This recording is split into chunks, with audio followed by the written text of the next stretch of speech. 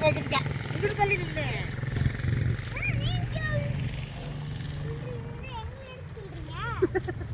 அறிவாளி மாதிரி பேசுறாங்க நீங்க கீழே வந்துருக்கீங்கன்னா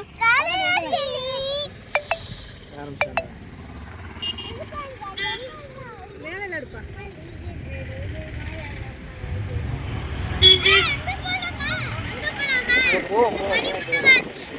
போனா குளிர்தா ரொம்ப இங்கேயே குளிருது போகவே முடியாது பாதை இல்லை இப்படி நடுங்குது